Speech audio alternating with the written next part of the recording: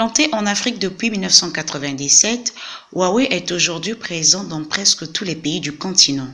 La société compte plus de 9000 employés et fournit des services de réseau d'infrastructures TIC ouverts, flexibles et sécurisés à 200 clients en télécommunications, 1000 clients entreprises et 900 millions de personnes. En 2019, Huawei a réalisé un chiffre d'affaires de 122 milliards de dollars US, dont 5,8 milliards de dollars sur l'Afrique. Particularité de ce géant des télécoms, il n'est pas coté en bourse, appartenant entièrement à ses employés. Leader mondial de la technologie 5G, le groupe chinois rencontre une hostilité grandissante des États-Unis qui tentent de lui barrer la route. Nous devons trouver les moyens de travailler ensemble, déclare Philippe Wong, vice-président exécutif de la région Afrique du Nord. Invité de Financial Afrique, ce cadre supérieur qui a rejoint le groupe Huawei en 2009 et a exercé successivement différentes fonctions de directeur de grands comptes d'Orange, de directeur général des pays Togo, Bénin, Gabon, Guinée équatoriale, puis vice-président exécutif de la région Afrique de l'Ouest et diplômé en IAE Master en Management. Vous êtes à la veille de la 5G pour ce continent. Est-ce que le coronavirus a impacté sur cette technologie, sur l'avancement des travaux?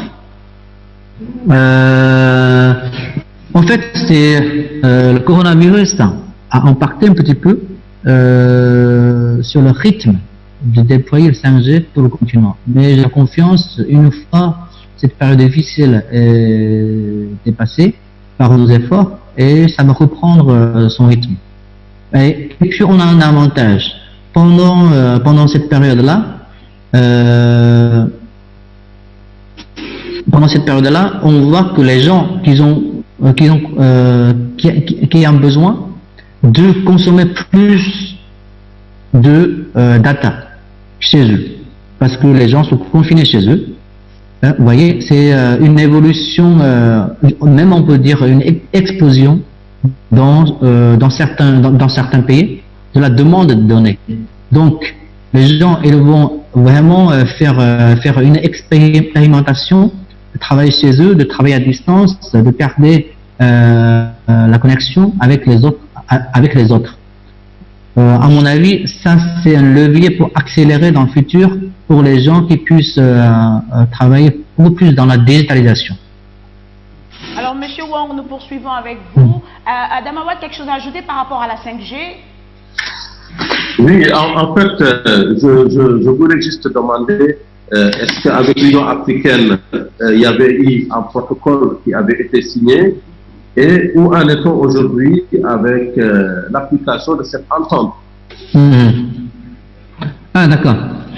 Ah oui, c'est vrai. Huawei, moi j'ai signé un protocole avec l'Union africaine. En fait, on a signé 2 fois. Tout d'abord, nous avions signé un premier protocole avec l'Union africaine en 2015. Et depuis cette date, nous avons constaté que l'écosystème numérique en Afrique, surtout, avait beaucoup évolué. Et les attentes et les besoins des populations s'accélèrent beaucoup. Donc la technologie avance à grands pas. Elle continue à montrer sa capacité de tirer le profit de ce levier technologique. C'est pourquoi, à travers ce nouveau MOU signé le 31 mai 2019, nous souhaitons développer notre collaboration avec l'Union africaine dans 5 domaines technologiques émergents, par exemple le haut débit, l'Internet des objets, c'est le réseau IoT, le cloud computing, la 5G et l'intelligence artificielle. Ce partenariat stratégique s'inscrit dans notre ambition d'accompagner la transformation digitale du continent. Et cette transformation passe par 3 facteurs de réussite. Tout d'abord, c'est l'infrastructure sécurisée et la qualité, favorisant une connectivité partout et pour tous. Deuxième point,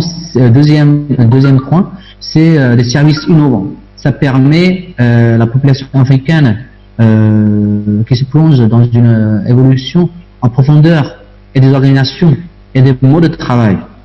Ouais. Et nous avons créé, voilà. Donc tout à l'heure, j'ai évoqué déjà troisième point. Hein. On sait, nous devons créer aujourd'hui en Afrique les conditions de succès de demain. Donc ça, c'est l'avantage de signer ce d'accord partenariat avec l'Union africaine. Et puis, nous avons déjà beaucoup de discussions avec l'Union africaine, avec le groupe d'experts de différents pays, pour sortir notre livre blanc, pour réfléchir des pilotes dans différents pays qu'ils ont besoin pour adapter les besoins pour un pays donné. Donc ça, c'est un grand chantier. Ça, c'est un grand chantier. Et surtout, l'institution panafricaine a bien compris ces enjeux et Huawei développe une stratégie autour de ces questions essentielles pour permettre à nos partenaires d'expérimenter pleinement tous les services qui peuvent simplifier la vie quotidienne des populations en Afrique. Voilà, ça c'est la situation actuelle. Voilà. Monsieur Wang, beaucoup d'observateurs estiment que l'après-Covid-19 va coïncider avec l'accélération du numérique et du télétravail. Quel est aujourd'hui, comment Huawei compte-t-elle accompagner cet élan? Oui, c'est vrai. Ça c'est une très bonne question. On est en train de vivre l'actualité. Tout d'abord, il faut que vous compreniez, c'est vrai, notre vie est impactée par coronavirus. Mais il faut qu'on réfléchisse pendant cette période, qu'est-ce qu'on peut faire, et après le déconfinement, une fois la situation revient normale, qu'est-ce qu'on peut faire? Donc actuellement, c'est Huawei, grâce à notre couverture réseau sur le continent, nos 200 000 km de fibre optique, nous favorisons la mise en place de nouveaux usages liés au travail à distance, la santé et l'éducation. Donc c'est pas que pour le télétravail à distance, vous voyez. Mais la crise actuelle aurait un impact durable sur la façon dont les entreprises s'organisent. Ce mode d'organisation du travail transforme les repères individuels et collectifs et réinterroger les critères de l'efficacité du travail et, de manière plus globale, nos modes de management. La mise en œuvre du télétravail nécessite un accompagnement et un apprentissage pour tous. C'est pour cela que le groupe met à la position des entreprises, des partenaires et des clients des plateformes dédiées telles que Huawei CloudLink. C'est un système de téléconférence qu'on peut travailler à distance. Vous voyez, en outre, les nouvelles technologies et les fournisseurs d'infrastructures jouent effectivement un rôle essentiel dans la limitation de la propagation et de la pandémie de Covid-19. Par exemple, en Chine, pour mieux prévenir les risques, nous avons installé des capteurs et des scanners corporels dans les lieux de fort passage. Il permet de repérer les foyers de propagation du virus. Ils sont devenus indispensables à la protection de la santé publique. Hein. Donc ça c'est des cas. Ça c'est des cas réels qu'on est en train de mettre en place. Et j'aimerais bien souligner un point, c'est le travail à distance. D'abord, c'est une habitude, parce que les gens ils sont pas habitués à travailler à distance. Ils veulent une communication face à face. Mais il faut qu'on s'adapte à la situation actuelle. Et puis les gens commencent à être obligés de travailler à distance, mais il y a beaucoup de questions se posent. Comment on va travailler en groupe? Comment on va partager notre présentation? Et comment on peut interagir pendant notre conversation en utilisant le tableau blanc pour écrire, pour s'échanger. Et puis, comment on peut avoir, par exemple, plus de 50%, 50 personnes, 20 ou 50, c'est une grande réunion, plus de 200 personnes. Comment on peut assurer l'accès pour tous et puis l'accès pour différents formats de terminaux? Tout ça, ce sont des questions techniques. Mais avec notre solution vidéo-téléprésence, on a apporté les réponses. Et c'est une solution très efficace à travailler, à utiliser. Et ça a déjà accepté, utilisé en grande quantité et pendant ce moment-là. Voilà. Est-ce que Huawei a déjà, ou est-ce que Huawei réfléchit sur une stratégie spécifique pour l'Afrique en ce qui concerne la période après Covid-19? Pour cette solution? Tout à fait, oui. Donc c'était long, en fait. Ouais. En fait, c'est après Covid-19, les observateurs estiment que cette période va coïncider avec une accélération des technologies. Maintenant, est-ce qu'il y a une stratégie spécifique pour le continent africain? Oui, pour ce continent africain, nous, on a réfléchi une stratégie, mais il faut qu'on essaye de mettre en place avec tous nos partenaires ensemble. Ça veut dire, on va faciliter l'accès à la technologie pour favoriser les entreprises et les startups, les jeunes, qui puissent vraiment prendre la digitalisation pour accélérer l'économie dans le futur. Donc ça veut dire, c'est tout d'abord, c'est pour assurer la continuité du travail à distance, c'est le système de vidéoconférence accès pour tout le monde, tout d'abord. Et après, pour une meilleure connexion, à part de la continuité de déployer l'infrastructure des réseaux, nous proposons une technologie Wi-Fi 6 pour la couverture indoor, pour les gens plus pour les gens et les entreprises et les organisations soient connectés plus facilement et plus efficacement. Et en plus, vous voyez, nous avons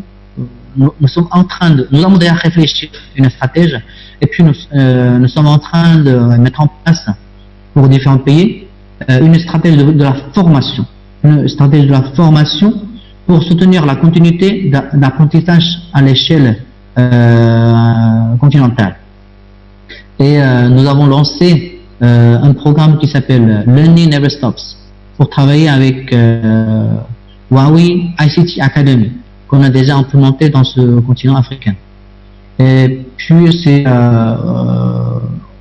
en profitant, notre plateforme, on a déjà signé avec plus de 300 ICT Academy en Afrique. Et en plus, l'accès à la formation est gratuite. Parce qu'on y croit, le développement de futur basé sur les talents. C'est pour ça qu'on a mis l'accent sur la formation universelle pour tout le monde dans le domaine ICT. Voilà. Alors, Monsieur Wang, quelle est aujourd'hui la position de Huawei concernant la volonté des États-Unis de restreindre l'approvisionnement mondial des puces Huawei? Ah oui, cette question, c'est bon, j'ose dire la vérité, ce que je pense. Cette décision, pour moi, c'est une décision semble y réfléchir. Parce que pourquoi? Elle peut avoir des conséquences dramatiques sur tous les secteurs éthiques. Tout à l'heure, on s'est dit, la technologie éthique, c'est une base de rebondir de l'économie pour le continent. Mais cette décision va avoir des conséquences dramatiques, voire même sur la reprise économique post-Covid-19. Pourquoi c'est y réfléchir? Parce que les entreprises américaines, tout d'abord, seraient les premières victimes d'une modification de la règle sur les produits étrangers directs dont il est question d'ici. Les équipements de fabricants de puces électroniques sont en effet produits en majorité par des entreprises américaines à l'heure actuelle, et cette règle pourrait en citer leurs clients à chercher d'autres fournisseurs, dont y compris Huawei. Et les conséquences seraient importantes également sur l'industrie des semi-conducteurs, qui serait confrontée à une énorme incertitude si de nouvelles restrictions apparaisseraient entre l'Amérique et la Chine. À cause de cette décision, les États-Unis nuiraient à la confiance de l'industrie et entraveraient sérieusement la reprise de l'économie mondiale. Nous avons déjà commencé à orienter une partie de notre production vers le plus grand fondeur chinois, le groupe SMIC, c'est Semiconductor Manufacturing International Corporation. Nous ne pouvons pas rester sans réponse face à l'impact potentiellement majeur que cette règle aurait sur notre activité. Mais j'aimerais bien souligner notre attitude vis-à-vis de cette décision, parce que il semble cette décision, tout est politique, mais la politique n'est pas tout. Chez Huawei, nous croyons à un monde ouvert et coopératif. Nous œuvrons pour le bien commun en face avec la réalité. Nous sommes donc évidemment ouverts à une coopération avec nos partenaires américains dans le futur. J'espère que après la politique soit revue et on aura d'autres politiques beaucoup plus favorables au développement économique pour le monde entier. Alors, Monsieur Wang, là, vous nous avez donné les conséquences, mais du côté de Huawei, comment on se prépare face à cette volonté des États-Unis? Oui, c'est notre volonté. C'est tout d'abord, nous gardons une attitude ouverte. Ça veut dire c'est nous sommes pas ouverts. Nous sommes ouverts et nous aimerons continuer notre coopération avec nos partenaires américains. Deuxièmement, c'est nous on a switché de changer une partie de notre coopération avec le groupe SMIC. Je vous ai dit, c'est Semiconductor Manufacturing International Corporation. Et puis, nous sommes capables de travailler avec les autres équipementières en Corée du Sud, par exemple. Donc tout ça, c'est en train de mettre en place. Mais il faut que vous soyez au courant, c'est pour cette industrie semi-conducteur, il a trois domaines différents. D'abord, c'est le design. Après, c'est la fabrication. Après, c'est manufacturing et fabrication. Vous voyez? Donc, en amont, Huawei, nous sommes capables de désigner les chipsets par nous-mêmes, par nos propres ressources. Ça veut dire la tête, elle est encore là. Mais avec ces décisions, ils veulent nous couper les jambes et les bras, mais on essaye de faire travailler les autres bras. Est-ce que c'est clair pour vous? J'essaye de faire simple, vous voyez? Oui, c'est clair. Je pense qu'on a bien compris. Donc, vous cherchez une alternative. Vous avez la tête, c'est-à-dire le cerveau.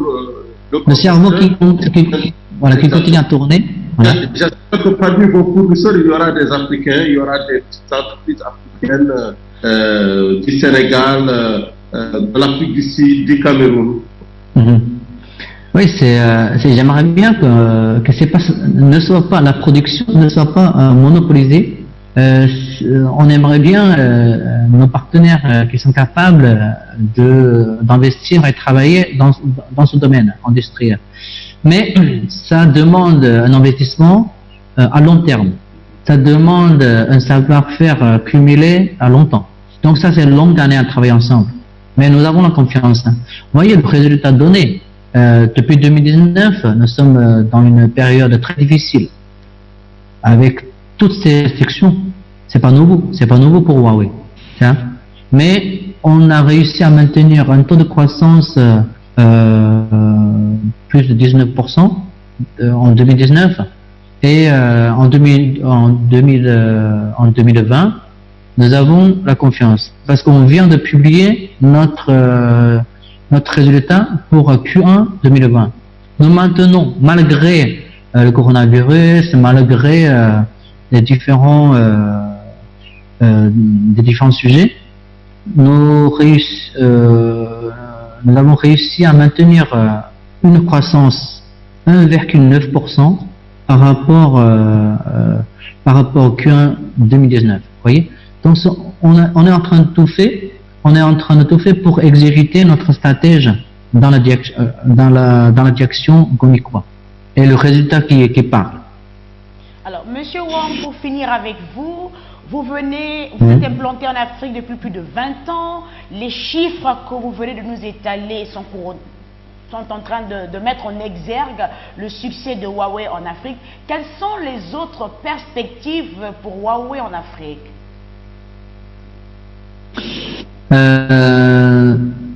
Pour moi personnellement, hein, j'aimerais bien que tous nos partenaires africains ils ont une confiance à long terme sur ce continent et les gens il faut garder un esprit ouvert de travailler main dans la main avec tous les partenaires dans ce écosystème et on y croit. Le continent africain c'est la future parce qu'on a des talents, on a une génération très jeune et on a une volonté. Et le plus important, c'est il faut qu'on passe en exécution. Et à ce moment-là, pour exécuter la même stratégie, on va rencontrer beaucoup de difficultés. Donc il faut qu'on ait une confiance mutuelle de tout le monde, de tous nos partenaires pour ce continent. Et Huawei, nous sommes toujours là et nous allons continuer à partir avec ce continent et tous mes collègues de travail on partage même philosophie. Donc c'est en Afrique pour l'Afrique. Ouais. En Afrique pour l'Afrique, c'est sur ces mots que nous vous remercions de nous avoir accordé votre temps, d'avoir répondu à nos questions. Je rappelle que vous êtes M. Philippe Wang, le patron de Huawei pour l'Afrique du Nord.